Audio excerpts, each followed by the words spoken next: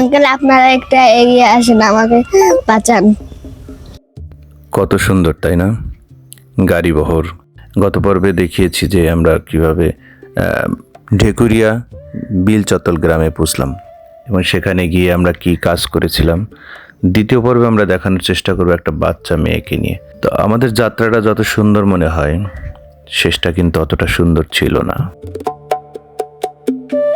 যমুনা নদীর পাশ দিয়ে আমরা হাঁটছি। আমরা যাচ্ছি একটা মানবিক কাজে। আরো এক মেয়ের শারীরিক অসুস্থতা, তার নিঃশ্বাস নেওয়ার ব্যবস্থা নেই নাক দিয়ে, তার গলার এখানে আমরা দেখাবো সেটা। ওই যে মেয়েটা, বাড়ি এটাই হয়ে গেছে সিয়ারের জন্য। সিয়ার লাগবে না।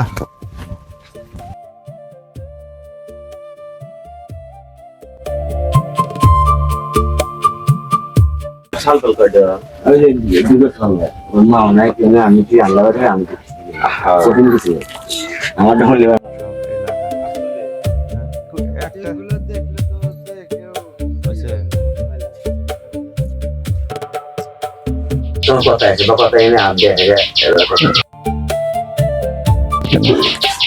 ওই আপনি মুখে কথাও বলতে পারে না। বলতে পারে অল্প।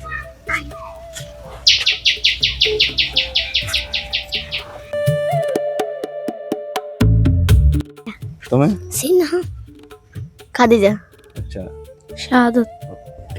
অন্য সব শিশুদের মতো এ স্বাভাবিক শিশু না, এরও তো ইচ্ছা ছিল স্বাভাবিক শিশুদের মতো চলাফেরা করা, দৌড়ানো, কিন্তু ও স্বাভাবিক কথা বলতে পারে না, স্বাভাবিকভাবে ঘুমাতে পারে না, এবং নিঃশ্বাসটাও নিতে হয় যন্ত্রের মাধ্যমে।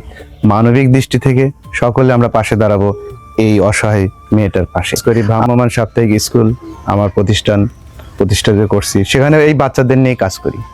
আজকে খুবই কষ্ট লাগছে এই ধরনের একটা বাচ্চা দেখে। হয়তো তোমার মুখের কথা শুনে এগিয়ে আসবে। আঙ্কেল আপনারা একটা এগিয়ে আসেন, আমাকে বাঁচান।